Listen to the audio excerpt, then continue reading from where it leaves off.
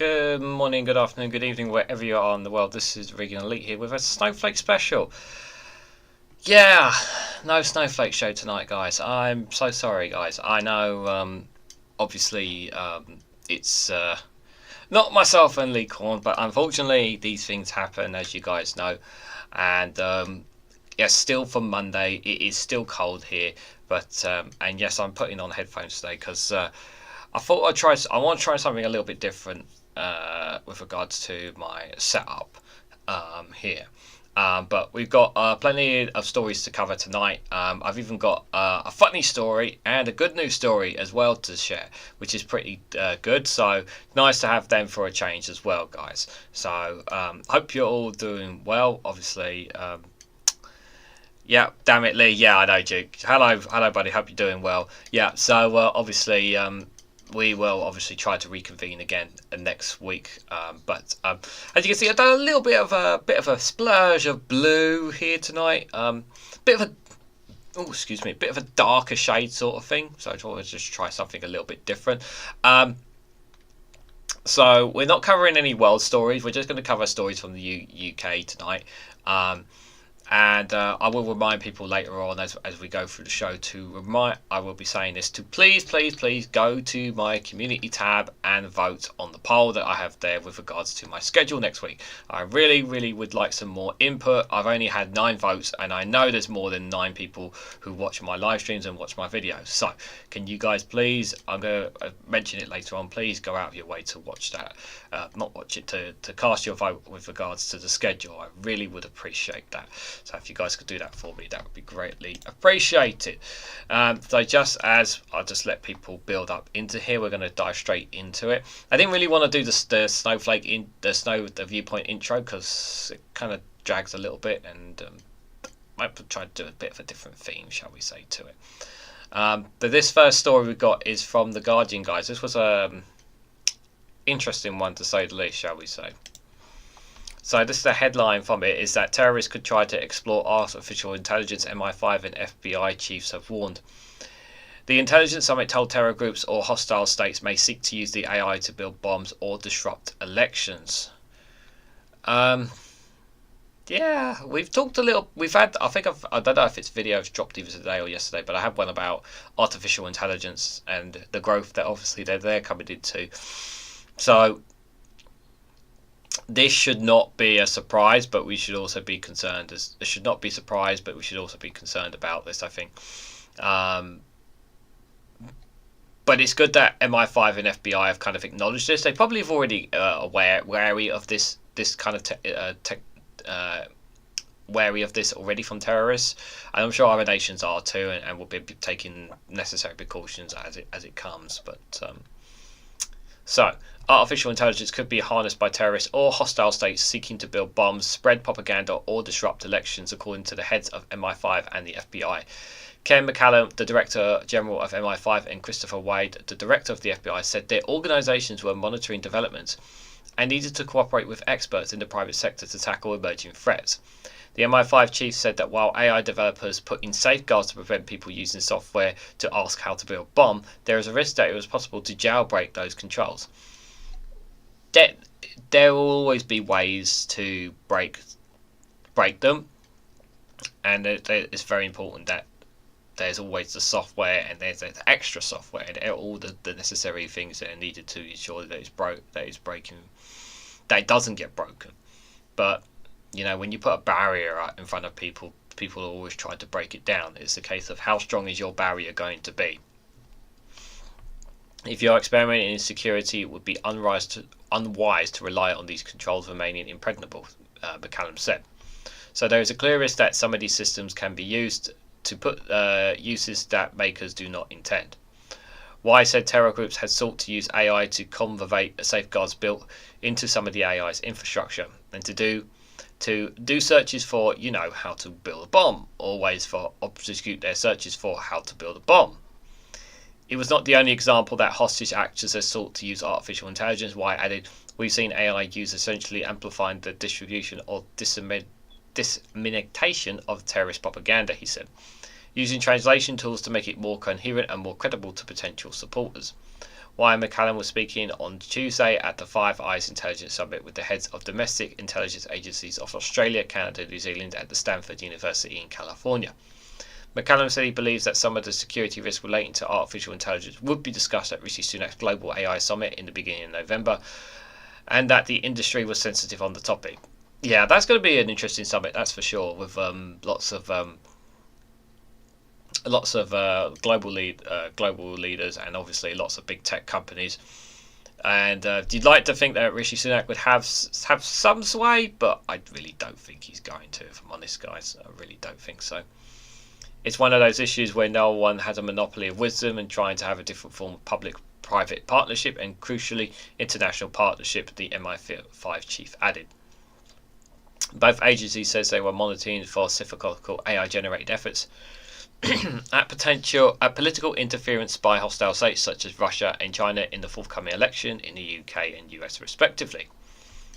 The use of AI in a way is that it's civilistical enough to create potential deepfakes in something that adds a level to threat that we haven't previously encountered, Why said. It was a threat that we're on the lookout for, he added. Giving an existing strategy by hostile nations could become more dangerous.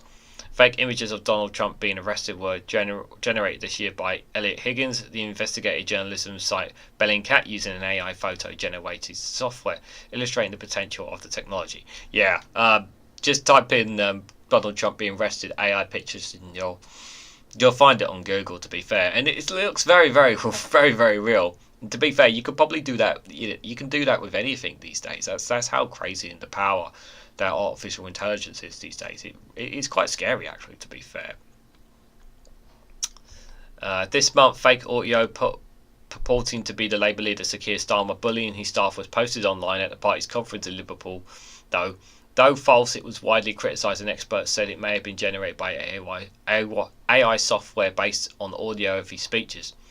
McCallum said monitoring disinformation was not MI5's main job, but was alert to hostile states trying to manipulate British opinion and indicate analysis that we're maintaining a watching brief. Well, we're going to have a lot of disinformation in the build-up to the general election when that comes round. And people are going to use AI. They're going to try to paint pictures of each other's opponents in any way, shape or form to mislead the public. There's going to have more of a damage than ever before. Not just both here, but also imagine that,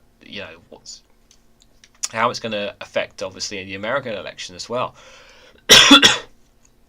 That's going to have great significance, without a shadow of a doubt. So I wouldn't want to make some sort of strong prediction that will feature in the forthcoming election, but we would not be doing our jobs properly if we didn't think through the possibility the head of MI5 said. The event in California heard warnings that terror threats could rise as a result of the war in Israel and Gaza, and warning about the scale of the Chinese industrial espionage. Yeah, that will definitely be a cause for concern as well. It is definitely one to be concerned about, that is for sure. Artificial intelligence is consistently growing, and really, if you have kids, if you have young ones, it really is important to try to get them into learning and understanding the use of AI, because it could really benefit them in the future. The better we learn and understand it ourselves, the better it is for all of us. Right, now that the chat's kind of grown a little bit, let's see who is here today. I know there's no Snowflake show, I know. Duke Vengeance said, "Damn it, Lee!" I know, he's not here, I'm sorry, guys. Simon says 55. Howdy, Duke. Howdy, Simon says 55. Hope you're having a good week so far. Number 3 is here. Guys, check out Number 3's YouTube channel if you guys get a chance to do that. Hope you're doing well, Number 3. Ben Shaw is here. Good to see you, buddy. Hope you're doing well as well. Turkey is building drones with facial recognition cameras, says Number 3. That probably took a page out of Israel's book, because I believe Israel has one of the highest sort of securities that they have in Israel does, so they're probably taking a page out of them, even though they're probably, I don't think Turkey, I could be wrong, but I don't think they approve of what's going on over there, to be honest. Aki's Bad says, "Hi, REGANELITE was having problems trying to connect there. The box wasn't showing up." That's all right, buddy. If you can't comment, it's fine. It's not the end of the world, mate. It's all good. I hope you're doing well, by the way, all things considered.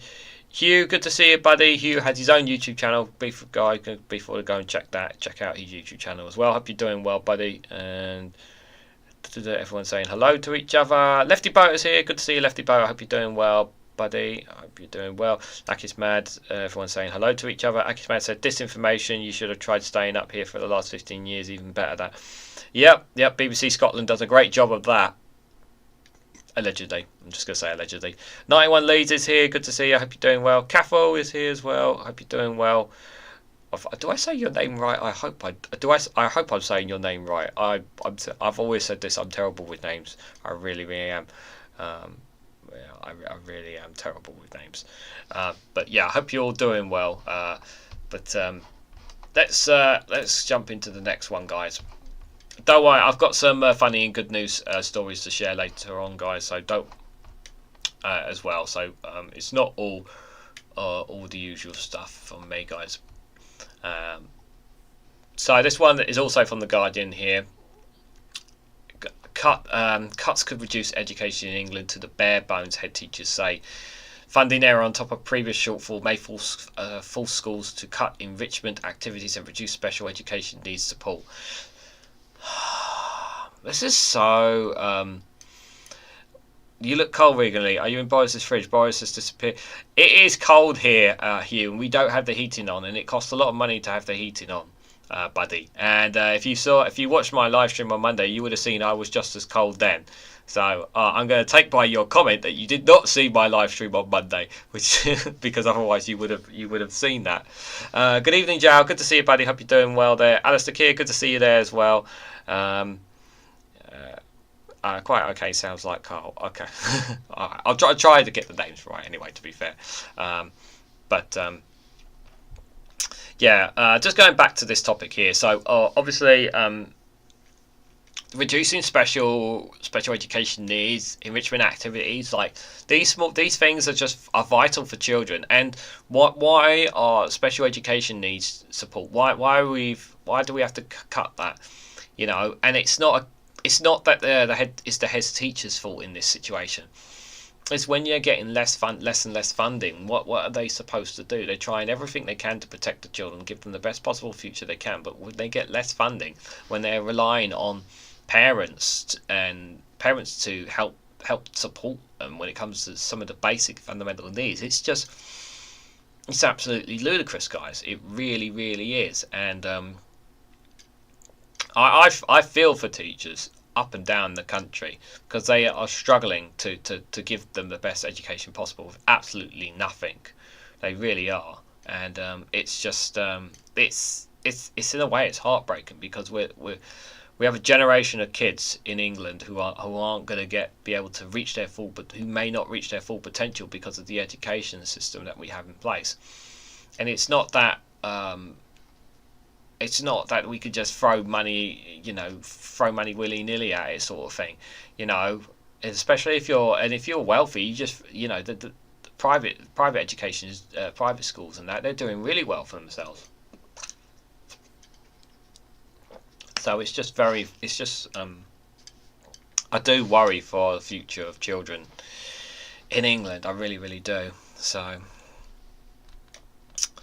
education in England is in danger of being reduced to a bare bones boilerplate model, head teachers have said, after an embarrassing £370 million government bundle forced them to plan for further cuts. Yeah, I think there was some. Yeah, they got. If I remember the story, there was a story about them getting the numbers wrong with the budget for the education system. They got the figures wrong, and that meant that teachers and head teachers and all that had to redo their whole education thing, which is just like, it's just frustrating. Some heads are looking at cutting in teachers' assistants. TAS's teacher assistance was so important, especially for me when I had emotional behaviour difficulties. I was in a special school. I had emotional behaviour difficulties. Assistant teacher was vital for me. And some schools are not going to have that at all. You need to have an assistant teacher. It's so important in schools. Who often work with children with special educational needs, SENs, otherwise Others are considering delaying infrastructure projects and reducing pupils' enrichment activities in order to balance the books.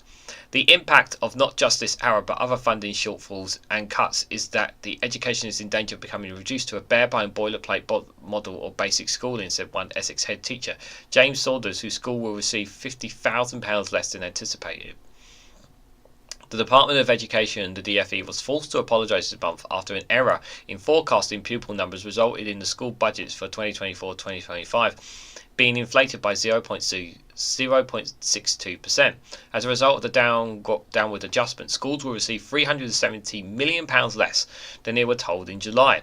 The Schools Minister, Nick Gibb, minimised the potential impact of the error of schools when he spoke to the Commons this week, saying the July figures were merely indicative and schools had not yet received funding for the 2024-2025.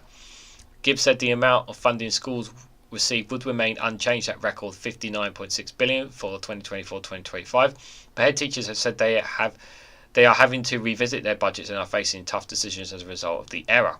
Exactly, it means they've got to adjust their budgets, as I've mentioned already. Darren Giga, executive head teacher at the Grades Academy Solihull, a secondary school with 1,000 pupils, said, "It's beyond the pale, really. Someone at that level making this sort of state with such huge consequences is just unbelievable. The implications of that for every school in England is beyond words. Most academics run is pretty effective business with a reliance on the understanding of what income is likely to be. So when that changes, plans have to change. But we have to go back now and look, how can we continue to deliver a balanced budget with less income?" Gengo and his team are reviewing all financial plans for everything from lighting to carpeting, ICT and staff. It would be foolhardy to think that there aren't consequences. We're looking at all these budget lines, things that we are hoping to replace. We will be looking carefully at our staffing budget, and it will be the support staff sadly that most likely we will need to look at.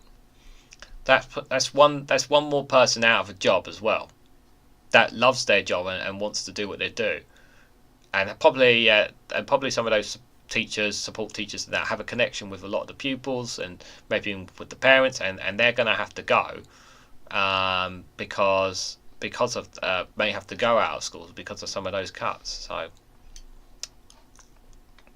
Steve Hitchcock, head teacher of the St Peter's Church of England's primary school in Baldy, Sowerton, Devon, said he just laughed at when he heard about the DfE error. He said Devon schools as a whole would be £5 million down on what was anticipated.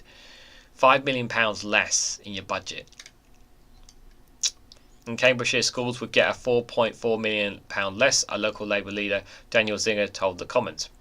Hitchcock said, "This is just the par for the course now. We're trying to have to deal with less money and things coming out of left field. So I'm trying not to worry about it, but based on what I've seen, I think we're probably going to be losing a teacher system." Losing a TA will affect children with SEN the most, as well as children still need to catch up after COVID. Hitchcock said the budget was already so squeezed that he had to go to the Parents Teacher Association and crowdfund for everything from paper to educational psychology and dyslexia assessments. This is the thing. Again, like we talk, like the charity. Why are we looking at charity? This is what is the point of us paying for taxes if charities are doing the work? This should not be happening. This should not be happening at all. This infuriates me that they have to crowdfund certain things. It should not be the case at all for parents having to put their hands in their pocket to give their kids. They should not have to put their hands in their pockets for the schools. It should be the state that should be putting their hands in their pockets for the schools. I will look at the chat momentarily, guys, don't worry. He used to work on a 3-year budget, but as money dwindled and pressures mounted, he scaled back to a 2-year budget, then down to 1. Honestly, don't bother planning beyond each term now. I've gone past getting angry, upset and losing sleep. We've got no control over this. Ging Potts, the head teacher at St John's Henry Newman RC College in Oldham, expects his budget will be £75,000 adrift as a result of the miscalculation. £75,000. We're in a no-win situation. If we do cuts, it's likely to be something around classroom provision for children with special educational needs because we're investing in that area. Manny Bowie, head teacher of Tiggington's secondary school in Macclesfield, said his school was £44,000 down. He will have to look at infrastructure projects and appointments the school had hoped to make, including additional pastoral work to help improve attendance. a government priority and support children with SCN. Whether they are cuts to the budget, these are the youngest who are the most affected because we make the most anticipation of them. Saunders, who is the head teacher for Honeywood School in Coggeshall, Essex, which has already been hit hard by the RAC concrete crisis. Oh, they're one of the schools of the RAC. Jeez. My fear is that we could lose all of these things that could make schools unique. The opportunities to provide enrichment, social and cultural capital through extending the curriculum. The Shadow Education Secretary Philip Brisson said the schools budget debate is more evidence that the Conservative government has given up on delivering the high and rising standards our children need to achieve and thrive. James Brown, the Assistant General Secretary at the NHT Schools Leaders Union, said years of real-term funding cuts and the continual impact of inflation means that many schools still face difficult decisions when budgeting, affecting everything from staffing to learning resources. The error in school funding estimates means there will be even less wiggle room in budgets than school leaders had expected when the final amounts are confirmed in December. Yeah. I'm going to read into the chat before I say any more. Let me just scroll up a little bit, just so I haven't missed anyone saying hello. Cold stick another jumper on, says Kia. One jumper's enough, to be fair. Lefty Boat said I had to put my big coat on today. Yep, it is that chilly out there. Good to see you, Jow, if I didn't say hello already. Hugh says, I think I zonked out with the loogie on Monday. First time in a week, feeling fairly normal, cough and Snog City. I hope you're feeling a lot better today, Hugh, in all seriousness, mate. Number 3 says, I'm on Android phone and can't be asked to type your name, sorry.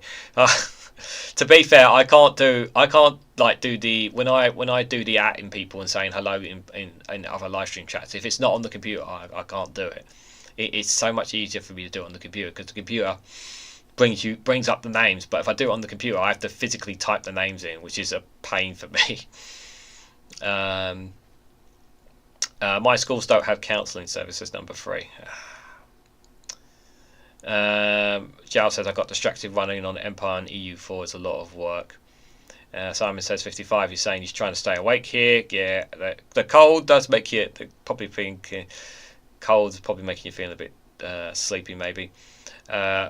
Number 3 says to me, it isn't that bad. What are you referring to, number 3? Are you talking? I hope you're not referring to the school system being not that bad. I hope you're not saying that. Jal says the teachers here are also complaining about their pay, but there's a lot of it is also partially their fault. Interesting. What's that? That's over in Portugal, right? Isn't it, Jal? As Keir says, remember, chat, hit the like button or the orb will hunt you down. Yeah, I will have to get the orb out if the like button's not hit soon. Verti says a live stream and no alarm. WTF? Yeah, blame YouTube for that. I can't do anything about it. That's down to YouTube. I can't make them. If the bell notification is not working, I don't know. Who gets the held for account? Yeah, for this mess up, says number 3. No one. No one gets. Someone is responsible, but obviously, no one's going to. No one's going to suffer as a result of it. But yeah. Tories hate children, apparently, according to Verti. With a party emoji. I wouldn't put a party emoji next to Tories hating children. That's not fair on our kids, if I'm honest. Hugh says this winter will really stress test country. If we get one of them cold ones, we'll be toast, says Hugh. Yeah, I'm worried about the health service as well. Society is falling apart, as it seems, says number 3. Greeting and salutations, elite people, says Verti. Yep, I hope you're doing well, Verti, in all seriousness, buddy. Jal says, I agree, Regan. Here we pay taxes, and when services fail, we ask for responsibility. Why on earth would parents pay twice for the services? Duke Vengeance says the libertation way, the government washes their hands of responsibility and it's up to the schools, parents and charities. Exactly. That's exactly it, Duke. That's exactly what they're doing. Everyone's saying hello. We'll be frozen. We'll be frost, says number 3.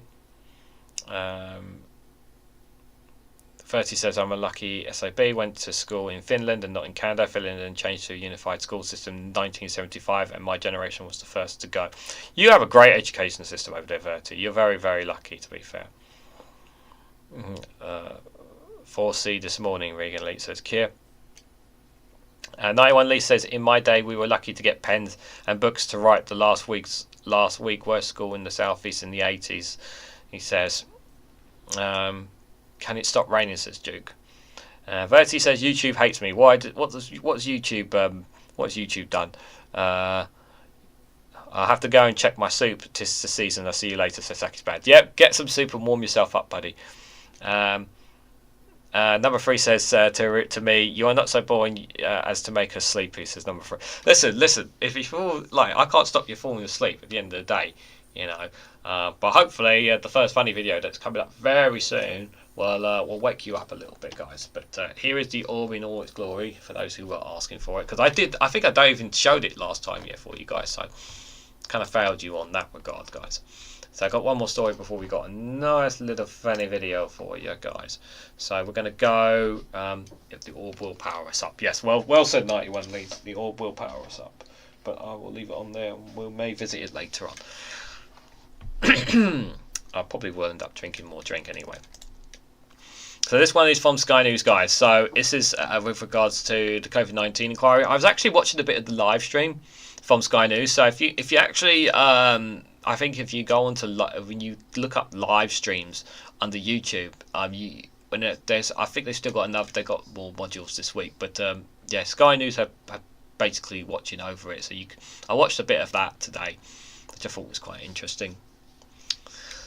But yeah, this one from Sky News, guys. 167,000 people may have caught coronavirus in the hospital in England during the second wave, the study suggested. The researchers' analysis data from 356 hospitals looked at the number of COVID infections, the staff day loss, and how likely the source of infection was classified. Still to this day, we don't know the truth. And that's what we're kind of hoping at the end of the COVID inquiry, we finally have a clear idea of where things were. At least that's what I'm hoping anyway, but when we reach the end of it, when the end of the inquiry, we have a clear picture of it. I don't expect any justice from this, as much as I would want justice for the mistakes that were made by the government. I would like to say that they would learn from it, but this Conservative Party is incapable of learning from anything. It would be nice if they would give us an apology for mistakes they were making, but we know they're not incapable of that. But 167,000 people may have been caught coronavirus in the hospital. Yeah, very scary if you were in a hospital. People were scared during that time of actually just being in the hospital or going to the hospital because of the fear of catching COVID. It was very scary. So, up to 167,000 people may have contracted coronavirus in hospitals in England during the second wave of the pandemic, a study of the healthcare-related infections has suggested. Scientists who assessed COVID infections between June 2020 and March 2021 said their findings showed that many cases started in hospitals, and why, noting factors such as limiting numbers of single rooms. They concluded that hospitals needed to be better equipped to limit the transmission of future viruses. Hospital transmissions put vulnerable people at risk, affecting healthcare workers and potentially drives transmissions in the communities. But despite the obvious risk, there hasn't been much work done to assess the extent of the problem. The team at Oxford University, led by Professor Epidemiology Ben Cooper, has tried to put that right by studying data from 145 English NHS acute hospital trusts, representing a combined 356 hospitals with around 100,000 beds. They look at the number of COVID infections, how many staff working days were missed because of the virus, and how the likely source of infections were classified at the time. They found nearly 17,000 people, well, that's roughly 16,950 to be exact, infections in hospital patients were classified to have had definitive links to healthcare, and more than 19,000, that's to be exact, 19,355, were thought to have probably had a healthcare connection. Excuse me. That's not me catching COVID, by the way. I had tested myself recently. However, the researchers calculated that only 1 in 4, 26% of such infections might actually have been recorded. as many patients may have been discharged before testing positive, for example. Once they factored into their projections, they estimated that hospital-acquired infections in the period were between 95,000 and 167,000. In other words, 1 to 2% of all hospital admissions likely resulted in such an infection over the study period. Professor Cooper's team found geographical variations in the incidence of infections, with the highest rates in northwest regions of England and the lowest in the southwest and London areas. The suggestion in the low availability of single rooms and reduced heating of hospitals in buildings could play a part. The vaccination of healthcare workers was another driver of lower infection rates. Their findings could show hospitals of how to reduce transmissions, which in turn could protect vulnerable patients and healthcare workers, as well as reduce community transmissions in the future, the author said. The COVID-19 public inquiry was told on Tuesday that fewer people may have died if lockdown had started sooner. I think that last bit was pretty self-explanatory. We know that the scientists were saying at the start, guys, that if we didn't do it at the start, it would have been. If we didn't lock down sooner, it would have been. But I just think on that number there. So, more people caught coronavirus in the hospital, perhaps, is what they're suggesting there. But is that the hospital's fault, or is that the government's fault? Was it the case because when you remember looking back on it, guys, one of the biggest issues was the lack of protective wear for NHS workers.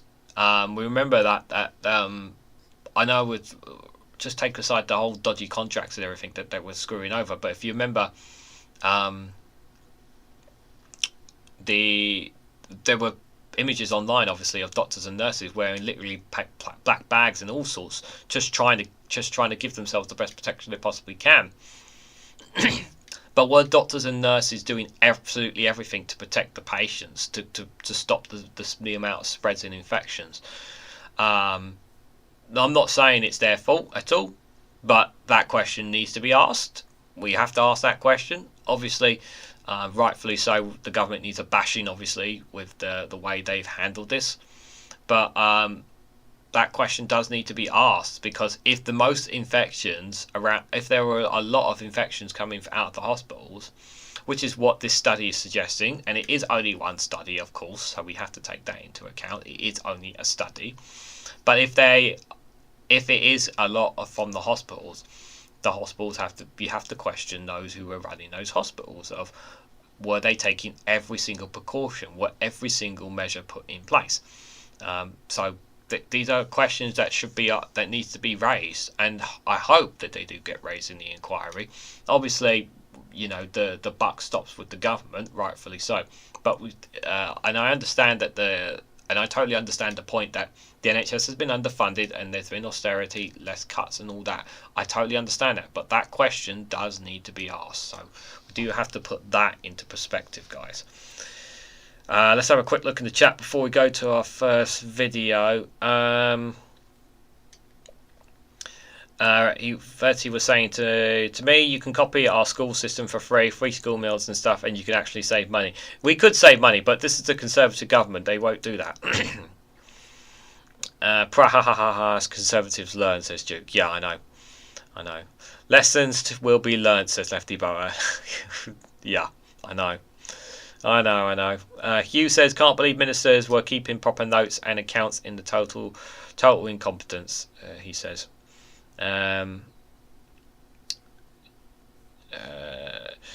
Jao says, it happens periodically to me too. Sometimes I do not get the alarms or at all, or even comments in my comments or videos, or do not get them at all.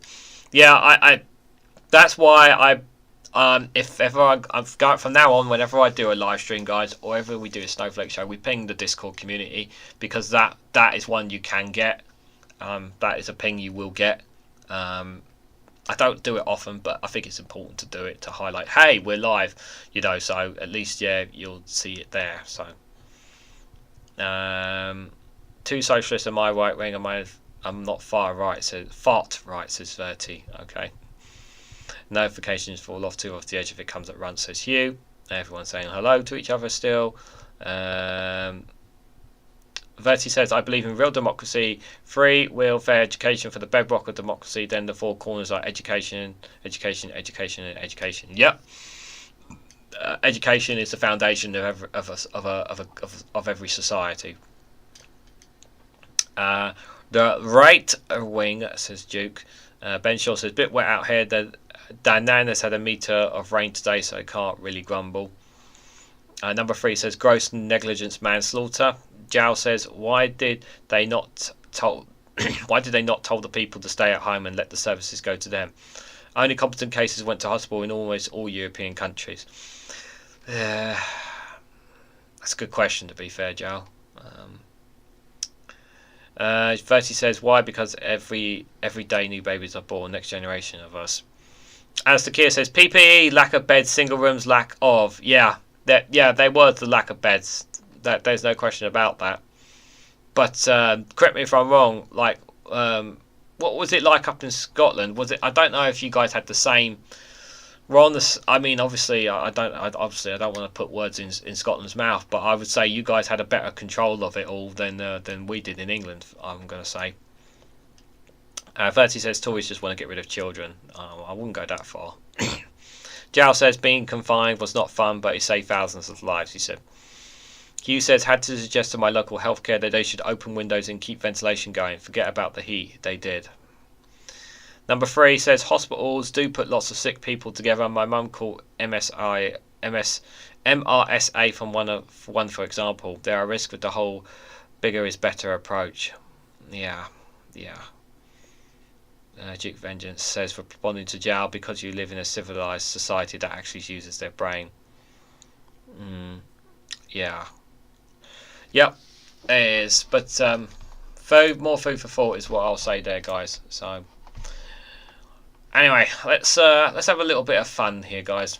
Hope you'll enjoy this little video. Hopefully you guys can hear it. I did so last time I did a video it was quite low.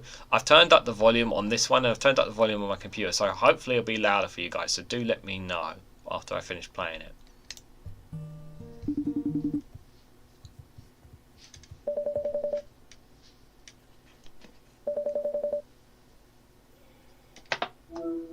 Harry, hi. Yeah, Rishi, you alright? I'm very well, thanks. How are you? Well, I'm up to my neck in toxic turds, trying to cover your tracks, as usual, mate. I can imagine. But what do you want anyway, Thunderbirds? I've got things to do. Just to say a massive congratulations to you. Oh, here we go. You are an amazing role model for our country in the way in which you go about your business. You're telling me that tax return I just did for you is so elaborate and fictitious, it's like Neil Gaiman wrote it. Well, I'll let you get back. Thank you. But I just want to say congratulations on everything you've achieved. Yeah, well, there's still lots to be done, okay? I've somehow got to classify your private pool as a works vehicle. You've been amazing. You're a phenomenal role model, and the entire country is very proud of you and very lucky to have you. But how many more times, Rishi? Okay, I'm not going to expose you. You don't have to keep making this call every week. I'm hanging up now, all right? Take care. All best. Bye. Yes. Bye. Okay. Now, office supplies. Mr. Sunak's penthouse in Santa Monica is just a very roomy stationery cupboard. Oh, I hope you guys heard that. Oh, because, yeah, the volume wasn't very good last time, but I hope you guys heard that. It was a lot louder for you guys, but, yeah. Yeah, it was pretty funny, that one. Yeah, I saw that one, and yeah, he got some great YouTube videos. So just gonna go back to the chat before we go to the next article. Lots of talk in the chat. Verti says, without the right election system, nothing happens. Jal says to me, we phoned the line, a team of nurse and sometimes a doctor, paramedics after tirage, and if the necessary, they come to you, and if you need hospitalisation. Number 3 says, am I missing messages with all messages selected? You shouldn't be. Jal says to Duke, we have our problems, but some good sense too. We cannot complain much compared to what I've seen elsewhere. Number 3 says refresh helps. Jal says to Caffel, everyone would like to watch 12 and 12 likes. Oh, that's cool. Alistair Keir says was better handled. We cleared was better handled. We cleared beds, got isolated areas in hospitals very quickly up there, in referring to how the NHS in Scotland handled the COVID-19 pandemic, in case people are asking on that one. This one from the BBC, guys. Let's dive into the next one here. So this is regarding inflation. Milk, cheese and egg prices fall as petrol rises. So some good, some bad. So if you're a motorist, obviously Rishi Sunak promised to stand by motorists. Well, he certainly is standing by motorists here, isn't he, guys? But milk, cheese and egg prices are looking to fall in terms of inflation. Not in terms of prices, but, well, maybe it is prices, but we'll read into it anyway, guys.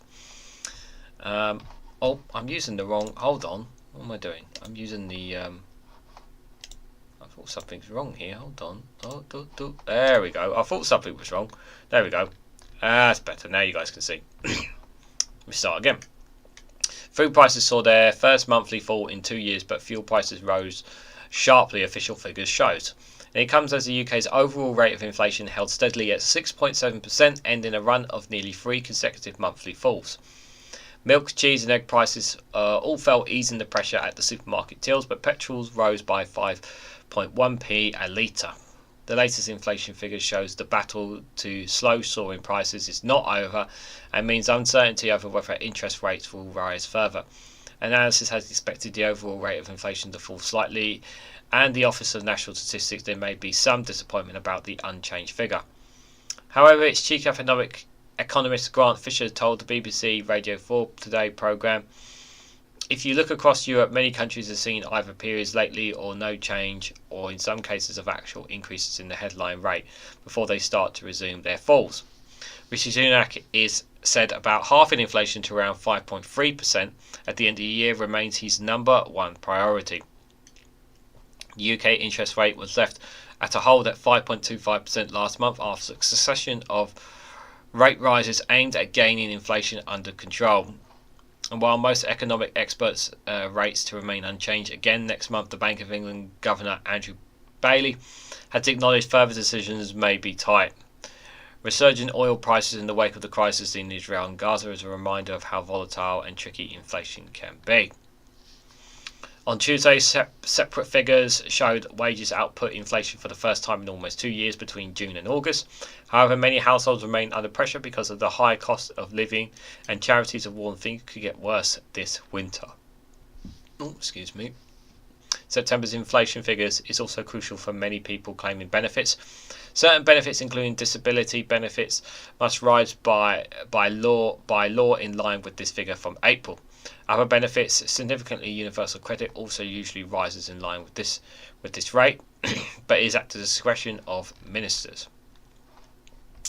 Hannah Nagy, a mum of two from Saints Lane in West Yorkshire, said her pay has gone up by about 5% since April, but it really hasn't touched the size, particularly with the cost of shopping.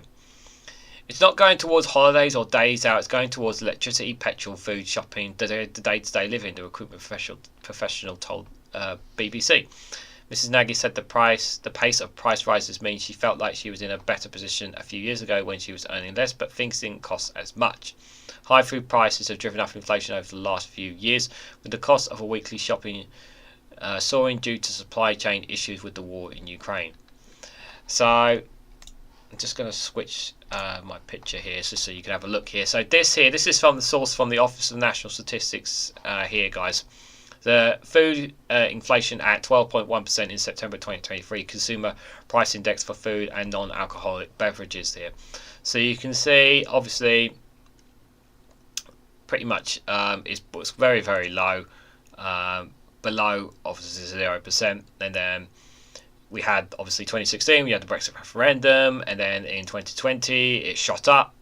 2017 it shot up, rose up quite high until about 2018 when it started to dip again. Thank God, dipped down quite a fair bit. Didn't really go under zero there. And then obviously COVID-19, so it's kind of steadied there, and then mid 2020 to 2021 it ran under the food inflation, and then obviously yeah, shot right up to the moon as it went from 2021 to 2022. And it has started to come down. This is as recorded, so the last from the graph here, so September the 23rd at 12.1%. So it has gone down, which is a good sign, but still a lot more work to be done there, guys. I'm just going to make sure my camera is sorted for when I come back. So while food price inflation remains at 12.2% on an annual basis, it has been easing. The food prices fell by 0.1% between August and September, led by daily produce and soft drinks. The only food category went up was fish, led by frozen prawns. By contrast, drivers were hit at the pumps again as global oil prices rose. Between August and September, petrol increased to an average of 153.6p pence per litre and diesel by 6.3 pence and 157.4 pence per litre. That was up from the levels closer to 114 pence in June, although we're still well below the highs we've seen last year. And oil prices have jumped since Saudi Arabia and Russia cut their production to support the global market, and events in Israel and Palestine have sparked further increases. So could there be further rate rises, guys? So Susanna Stretcher, the head of money and markets at Hargreaves Langston, said that the oil prices added to worries that inflation will stay stubborn. It meant that doors to another UK interest hike rate had been kept ajar. She added, at the very least, still untamed inflation is pushing any chance of a rate cut further back into next year, she said. Higher interest rates have put pressure on households and businesses as the cost of mortgages and loans go up. They are also having a knock-on effect on the wider economy, which has been slowing down. Economics experts expects the new energy price cap, which kicks in October the 1st, to cut inflation by at least 1% percentage point next month. The cap limits to what suppliers can charge households per unit of gas and electricity. However, the UK inflation rate is affected by multiple factors, including fuel and fuel prices, so it's difficult to predict.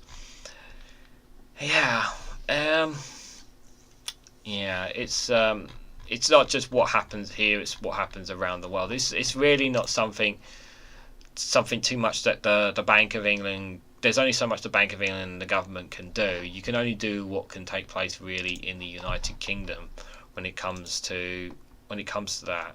So, but there is some good signs that inflation has dropped. So from that perspective, it is good. But obviously, other global factors, especially with the recent incidents in the Middle East, have not helped things at all. And obviously, we still have the conflict in Ukraine, which is obviously hampering many supplies, such as grain, obviously there with what's going on there as well. So there's still that issue to take place as well. I'm not an economics expert, but what I will say is that obviously lower inflation is good for everyone. I'm pretty sure that's from my understanding, but obviously we will keep keeping an eye on it as we go along. What are you guys saying in the chat before we go to the next topic?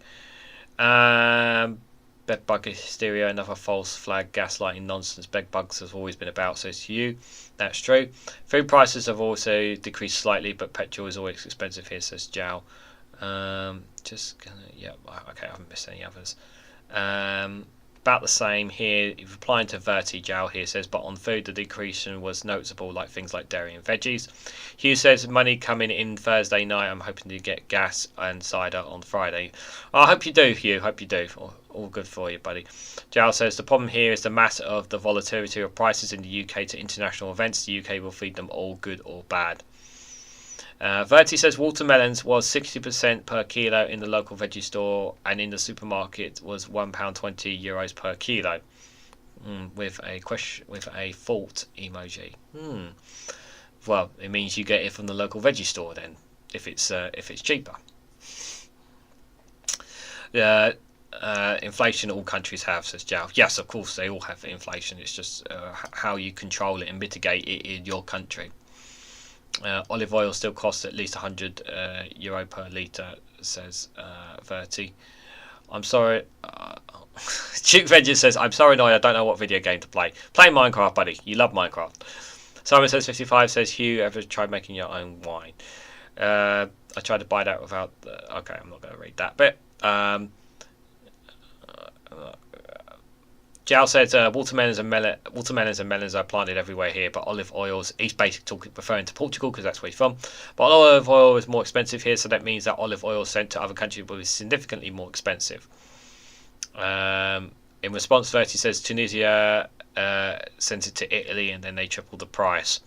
Well, if they make money out of it, it's good for them, isn't it? Lefty Boater says it's recommended one game. I'm not going to say it. 91 Lee says Ofgem has been criticised for allowing poorly capitalised new players to enter the market for supplying electricity and gas, resulting in a string of corporate collapses when energy prices soared.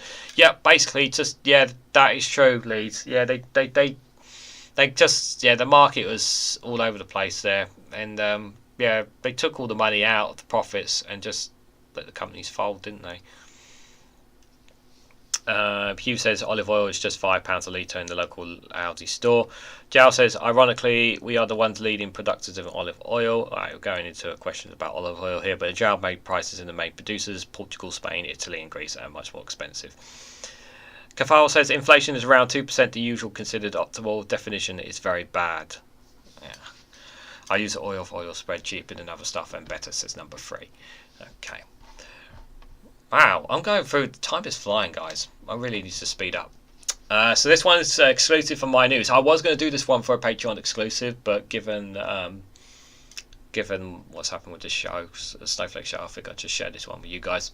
So, Axing high-speed rail to Manchester leg could cost up to 157,000 jobs in the north. Rishi Sunak has been warned. As many as 24,000 construction jobs will immediately be lost by scrapping HS2's Phase 2A of rail link. I'd like to think that perhaps maybe it'll get saved, but yeah, Phase 2A cancelled, H2 leg cancelled in 2021, Phase 2B cancelled there, it's just HS2 East cancelled there. There's Old Common, you can see it just down there at the bottom of the map, where it was essentially going to end there. Yeah, I know, guys.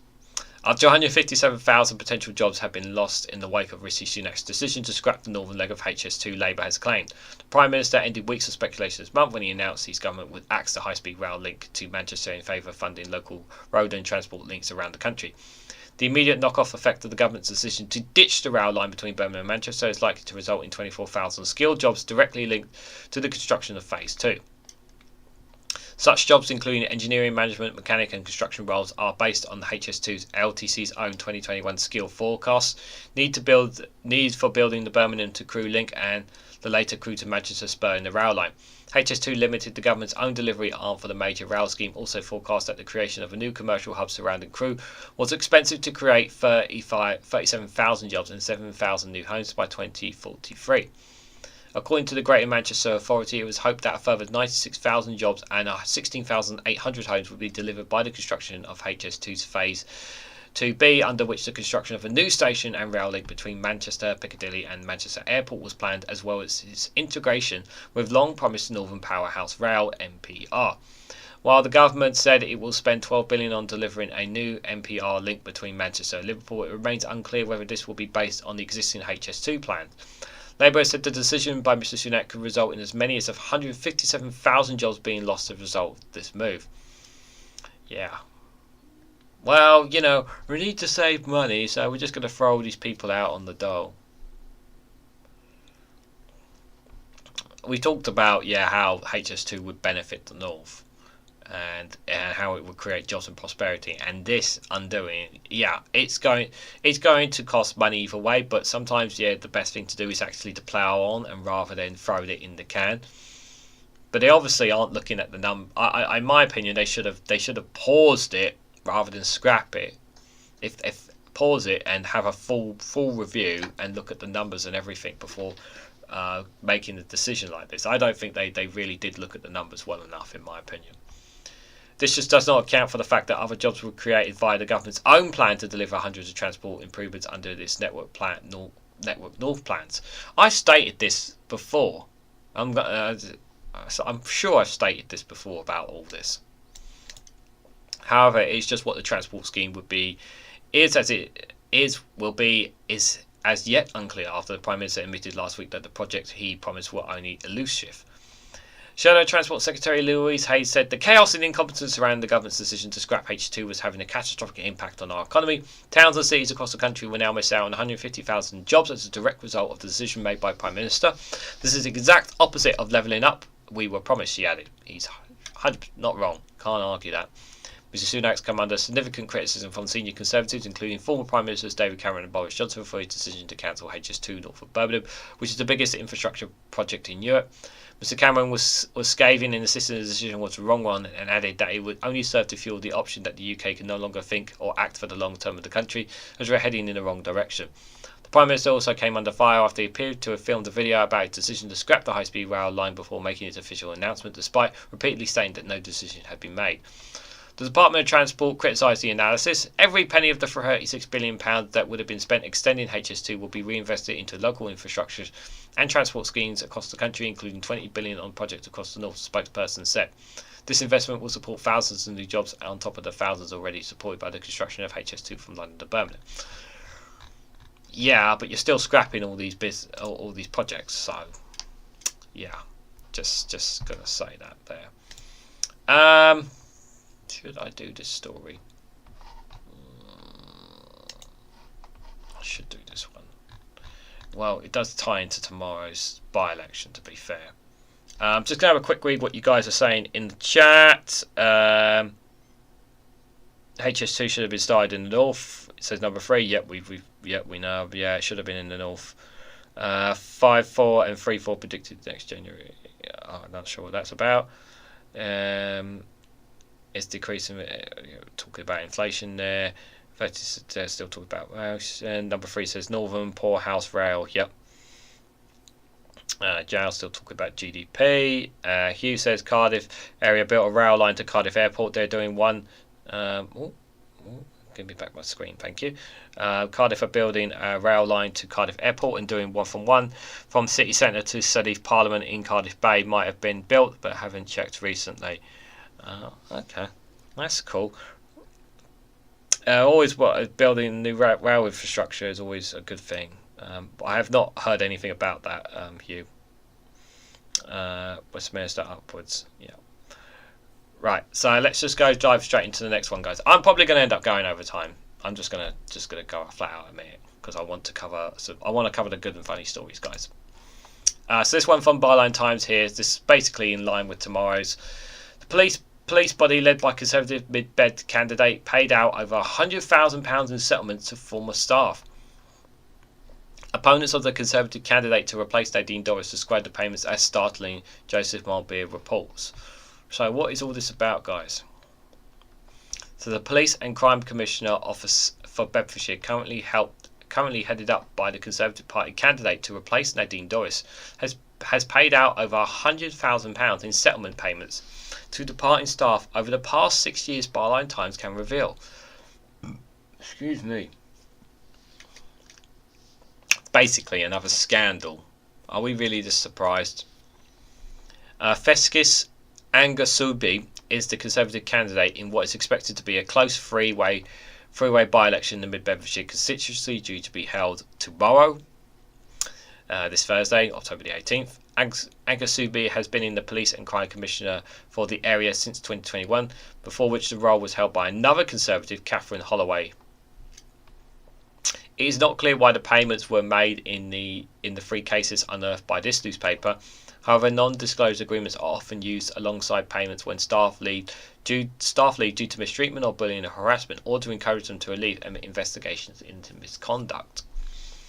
Byline Times has asked for the number of the non-disclosed agreements or confidentiality clauses in settlement agreements signed by the current or former employees and contractors of the Police and Crime Commissioner Office by year of the past 10 years. Bedfordshire PCC officers refused to answer most of Byline Times questions via the Freedom of Information, but they added in the last 6 years there have been 3 settlement agreements. Again, given the low numbers, they had to ensure that the individuals are not identifiable. We cannot confirm the exact figures of these settlements reached. However, the total sum before deduction of tax and national insurance is £112,468. The money comes from the taxpayer. A Liberal Democrat source said the PCC's office had serious questions to answer about when these startling payments were made. The current Conservative Crime Commissioner is the only person who can answer that. If confirmed, it will be the latest revelation in the sea of proof that festers is just to fit the replace the mid-Bedfordshire, they said. From soaring rates to unsolved crimes to record high costs to run its office, our community deserves better than a candidate embroiled in tough questions like these with such a poor record. Byline Times has also seen this letter to Angasubi from the local police and crimes panel, a local body scrutinising the work of the PCC, raising concerns about his candidacy and calling for him to stand down from his post amid the by-election. Can you imagine if this was splashed on all the newspapers tomorrow morning? It won't be, but could you imagine if this was? It would be pretty damning, to say the least, guys. Sent on the 23rd of June this year, it raised fears about the amount of time Angasubi will spend campaigning to be the MP for Mid-Bedfordshire while continuing to serve as a PCC, and his use of social media to campaign while remaining in office. Is this the paper? This is it, is it?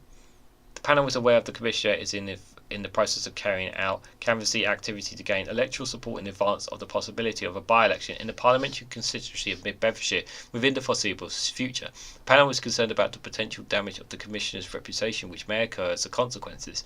While the decision to stand and to canvass is entirely a decision for the Commissioner, it is the role of the panel to act as a critical friend. In this role, the panel would like to raise the following concerns and make recommendations. The panel would remind the Commissioner of the utmost importance of maintaining a clear separation between actions carried out as part of his role as Commissioner and any other actions as part of his personal decision to stand as a parliamentary candidate. To demonstrate this separation, the panel recommends that the Commissioner formally logs all decisions taken relating to his election activities. The panel is concerned that time spent canvassing all inevitable impact upon time spent acting as a Commissioner. The panel recommends that the Commissioner to stand down for a period of time in order that he may canvass with no hindrance while ensuring that his work as a Commissioner is carried out unabdicated by his deputy. Failing that, his panel suggests a formal decision to be lodged delicately specified elements of his workload to his deputy. The panel would remind the Commissioner that there is a precedent for a Minister of Parliament to be convicted for offences related to the election expenses. The panel will seek complete reassurances that no money spent while canvassing can be in any way linked to spending in association with the OPCC. Whether it be that time it should have been spent performing Commissioner or Deputy Commissioner duties, expensive of any sort, office, mileage, meals, IT, or any other funds that should be rightly be spent on the performance of the duties of the Commissioner or Deputy Commissioner. This is just so dodgy. This is just so dodgy, guys. It just stinks of dodginess, all of this. This is just way too dodgy. All of this. It just stinks of corruption. This whole thing. Spokesperson for the Police and Crime Commissioner said settlements agreements are a legitimate way of bringing an employment relationship to an end. They are not entered into lightly by an employer, including the OPCC, and should not be used as a substitute for good management practices. We are clearly aware of the responsibilities with regard to the public purse, so we will consider an agreement where it is in the best interest of all parties to avoid further costs to the taxpayer. Agreements are tailored to the situation can be helpful, for example, to avoid continuing to pay employees during the protracted periods of employment management, suspension and investigation. Last November, Akasubi appointed Central Beds Conservative Councillor E. Dehalio as his deputy. He had previously been the chair of the Police and Crimes Panel, a body responsible for holding him to account. And in September, Byline Times revealed that Agasubi had a string of his organisation struck off the official complaints register, and he was accused of distributing a fake newspaper in the sea.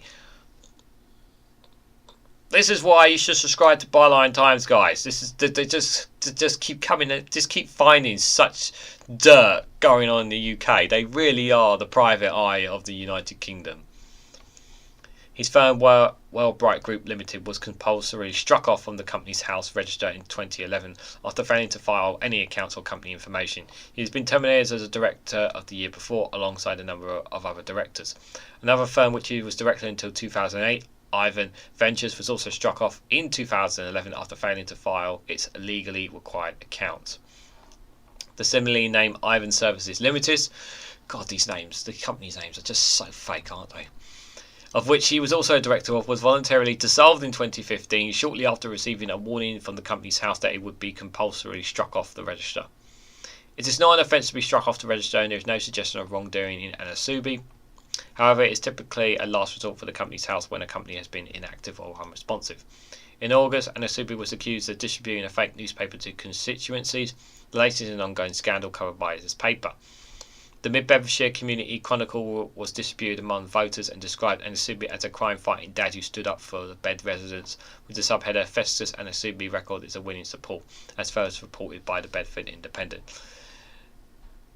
Mid-Beds Conservatives were contacted for comment. Yeah, I remember that. I covered that story before, the Mid-Bedfordshire one, but yeah, this is a pretty huge scandal to say the least. Let's hope he gets kicked to the curb tomorrow, guys. As highlighted by Jal there, guys, if you're not a member, you can always check out the Discord community. It's completely free to join. And if you want to support me financially, you can either join my Patreon, which is a link in the description, or you could buy me a coffee, which Jal has put the link in the chat if you guys want to do that. I am currently unemployed at the moment, but I am seeking a new job. Let's have a quick look in chat just before we go to a funny video. We do have some more stories, guys, so we are going overtime today, so if you guys can stay longer, it'd be greatly appreciated. Just going to scroll up a little bit. He's criminal already going hustling when he should be in his job. Yeah, says Hugh. Jal says to Hugh, now that it's good time, I'm rather ironic, people tell me. I don't know. Hopefully it won't rain tomorrow, says Hugh.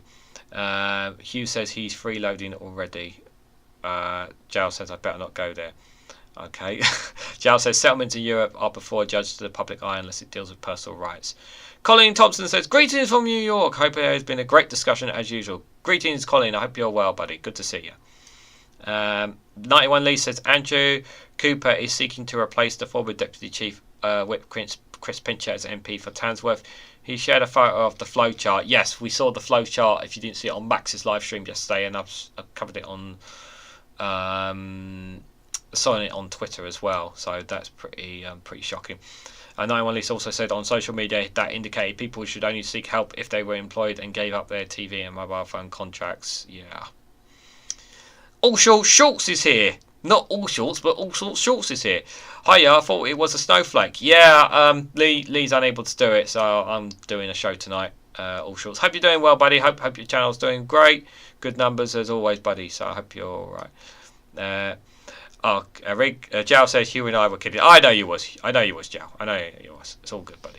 It's all good.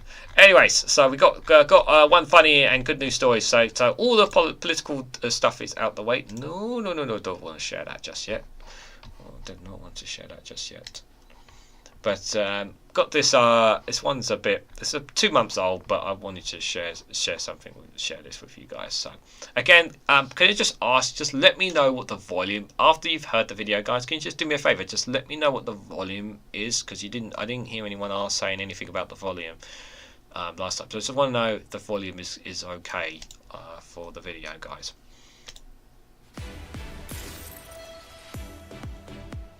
Welcome to Broken News. New laws come into force today that mean people who use their mobile on speakerphone setting in a public place can be shot on sight. The radical new law was rushed through Parliament in an unprecedented move to crack down on morons and twats. Our reporter has more. TV show The Apprentice has a lot to answer for. As well as giving a platform to cranky, crinkly, cockney walnut Alan Sugar, it also featured arseholes using the hands-free setting on their phone for seemingly no reason. No Whether way! at the back of a bus, in the quiet coach of the early train to London, or at the funeral of an old man who died in a fire, these no-hand nuisances will get their comeuppance from today. New legislation now gives police powers to immediately execute anyone seen conducting a call in public on their speakerphone. The ruling also allows lethal action to be taken if a business wanker speaks loudly into a large Bluetooth headset about some bullshit deal or something in a pret-a-manger, and if anyone plays music out of their phone speaker. It adds, if you must play music in public, at least have the decency to use a Bang & Olufsen Beosound A5 with 360-degree sound dispersion, or at least something with a better bass response than a potato. Opponents have called the laws draconian and over the top, but it's been confirmed today that they can fuck off.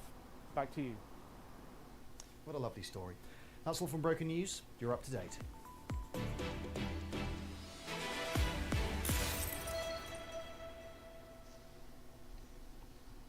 So I just seen you guys in the chat there.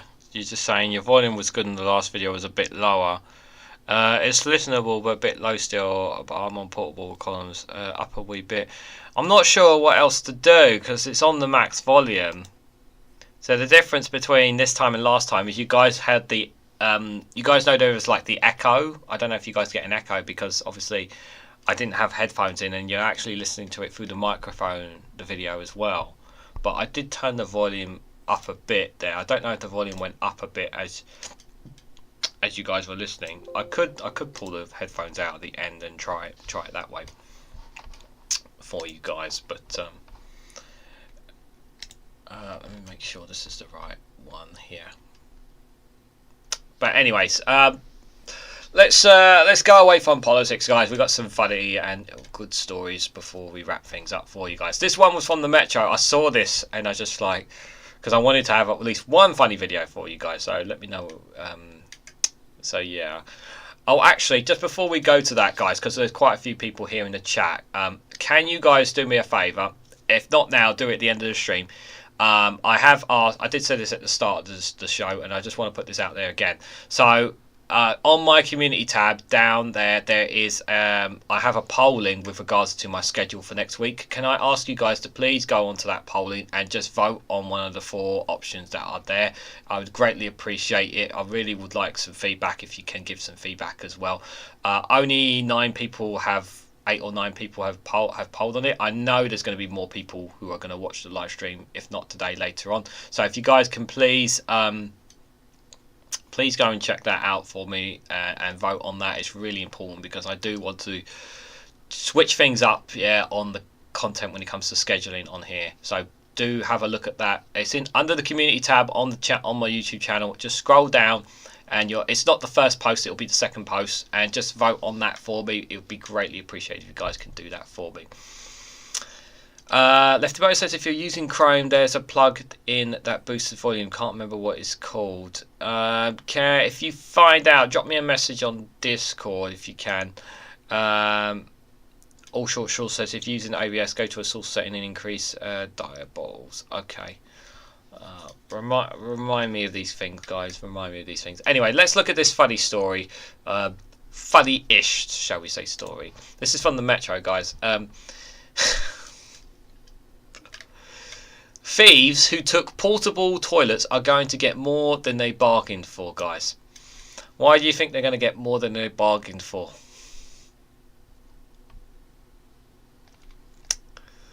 The police are on the hunt for thieves after 35 portable toilets were stolen from a racetrack. The cubicles, some of which were still full, were taken from a field at Lucog Autograss Club in Paddington, Hertfordshire on Sunday. It is false the thieves cut the padlock the night after the motor racing event and load up a Ford Transit van with the Illinois toilets.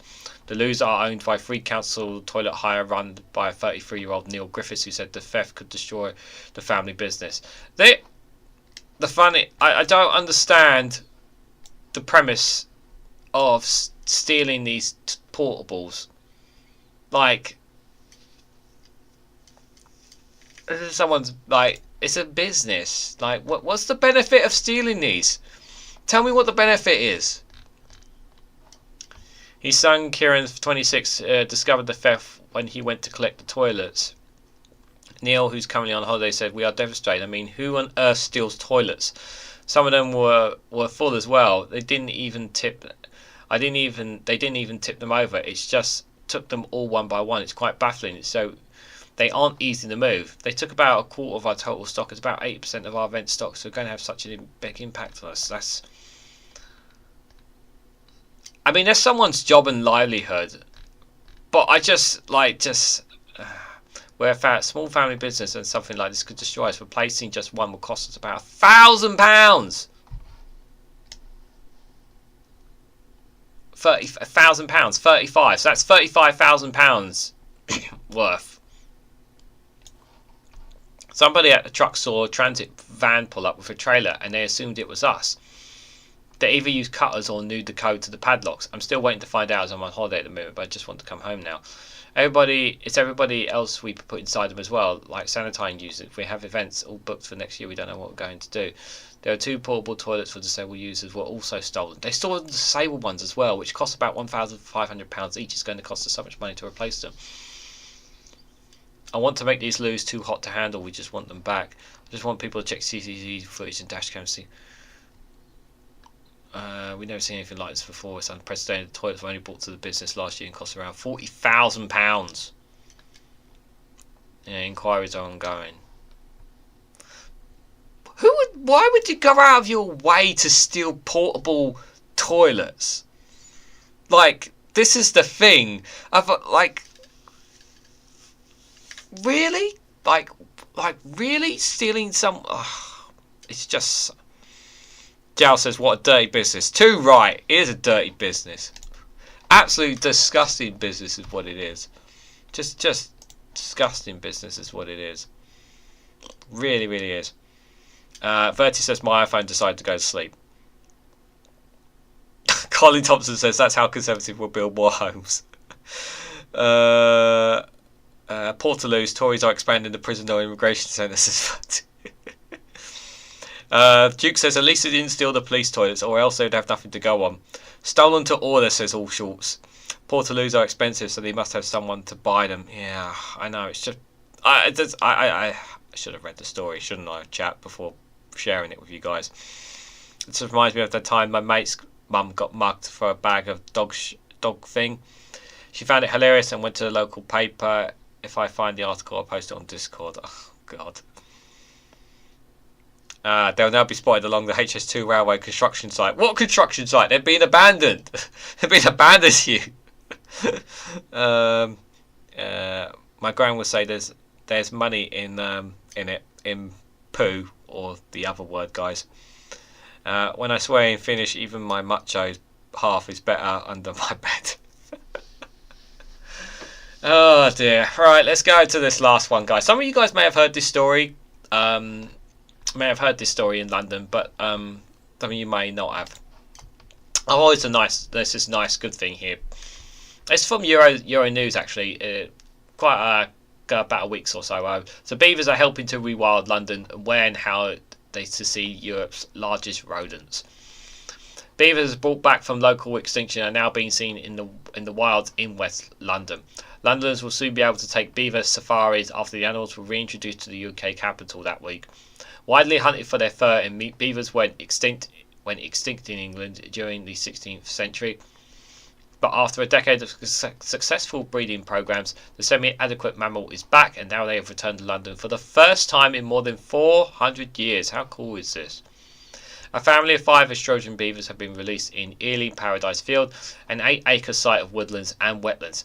The initiative is one of 22 projects sharing a City of London rewilding fund of around £850,000.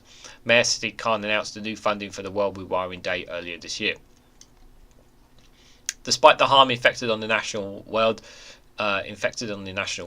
we have the power to make amendments, and I am committed to ensuring that London is at the vanguard of efforts to reverse the trends of declining biodiversity and the destruction of nature, he said.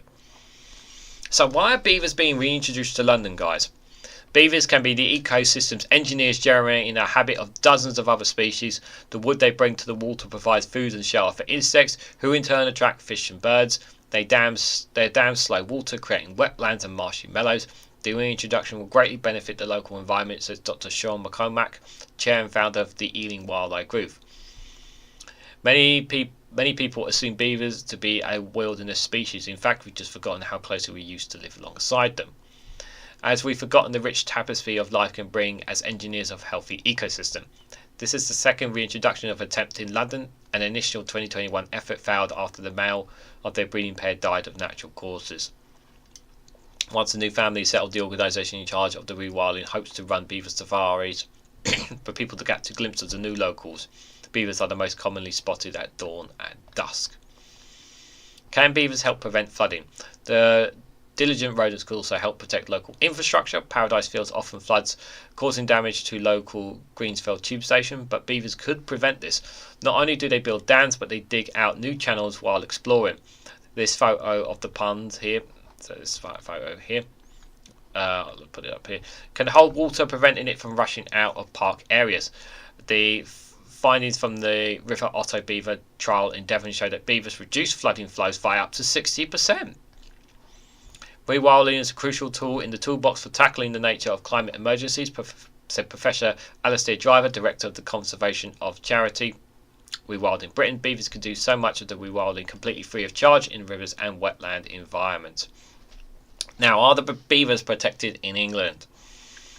There are now hundreds of beavers in the UK. The government has passed legislation protecting them. As of October 2022, it is illegal to deliberately capture, injure or kill otherwise disturb the creatures. Gotta give a thumbs up to the Conservatives on that one, guys. Sorry, I know we hate them, but you gotta give credit where credit is due, yeah, for it to happen. Other European countries could provide a glimpse into the Britain's beaver future. Just a century after the erosion beavers were introduced in Sweden, there are now number over 150,000. Norway and Germany both reintroduced them in the 1960s and now have populations of around 80,000 and 40,000 respectively. That's a great story, guys. It's good that they're given an opportunity in London. I'm sure the reintroduction of them in society, that they'll make the difference around the world for all of us, guys. Just going to have a quick look in the chat before we head to the last funny video to wrap up the day. Was my joke not that funny, says Duke? I'm sure. What was your last joke? At least they didn't steal the police's toilet, so I also have nothing to go on. Oh, sorry, Duke. I didn't quite catch it. My apologies. Okay, I got it now. Sorry. I'm half asleep, buddy. Sorry. Obviously, I'm half asleep. Would be an interesting CSI episode, says Colin. Oh, that would be a fascinating CSI episode. That's one people would pay to watch. The Birmingham one is still going on. Alistair Keir says, Beavers! Jal says, Beaver Safari. Now, where have I listened to that, says Jal. Hugh says, wooden telegraph poles in London will soon go missing. Oh, snap. That's a good one. I didn't think about that. Oh, dear. No lack of beavers in London, this is Jal. Hugh, what are the Tories going to do with those poles? Jal says, I better behave and not be an eager beaver. Bertie says, did anyone ask the beavers? Hugh says to Duke, the police will log your complaint. Verti said, then again it would be a beaver, but then again it would flood the west side. I'm not going to say that word. Police, nothing to go on. I'll just get my coat and leave. Jal said, I like beavers, so it's all good. Hugh says, root in New Zealand speak means nothing with trees. Colin says, do the beavers have a northern accent? If they live in Scotland, I'm pretty sure they'll have a northern accent. Pretty sure they will. But yeah, great stuff, obviously, and I hope they'll continue to thrive there, as well as other places across the world, to make a difference for nature, guys. So just before we go with the funny video and see ourselves out, because we've gone well over time, guys, I just want to say a massive thank you to everyone who's come along here today. I really appreciate it. If you haven't already, guys, hit the like button. It'd be greatly appreciated. Share the stream across social media. It really does help the algorithm, guys. And if you hit the bell notification icon, you should be notified of when I go live. I also want to apologise again for no Snowflake show tonight. Hopefully we will have one next week, myself and Lee Corn. Guys, just one more reminder, of course, if you can for me, please check out the community post that I mentioned about the voting. If you can, really do that for me. I really do want your opinions about the schedule for the channel for next week, because I do want to switch it up. There are options there, whether it's doing 2 live streams, whether it is scrapping news rounds altogether, or doing content every single day, so that includes weekends. So I'll have videos on weekends. That's not going to affect my time off on weekends and that. I mean, obviously I am currently not working at the moment, but I am looking for work right now. Don't really going to get too much into what I've applied in that, but when I am back in work, obviously I'll address things anyway. But while I'm not out of work, I want to take advantage of the opportunity to do as much content as I can for you guys. Also, the other thing as well is that if you're not a Patreon as well, you can also join my Patreon, and on there You can follow me on there for free, doesn't cost anything, and you can get access to 1 or 2 extra videos as well on there as part of that. And if you join the Patreon, you get access to some of my bit more private stuff, guys. So I've got some I share some really cool, some really nice stuff behind. It's a bit more personal stuff. If you join the exclusive Patreon, you can have a look at for just £2 a month. So guys, we're going to wrap these things up with a funny video from Colin from Portsmouth. It is the greatest battle in the history of all battles. It is Colin from Portsmouth versus Femi. Thanks again, guys, very much for watching. Take care as always, and I hope to catch you all, as I like to say, very soon. Has this government mishandled the COVID pandemic? Femi Olawale has... Actually, hold on 1 second. I'm going to just stop 1 second. 1 second. Actually, I'm going to...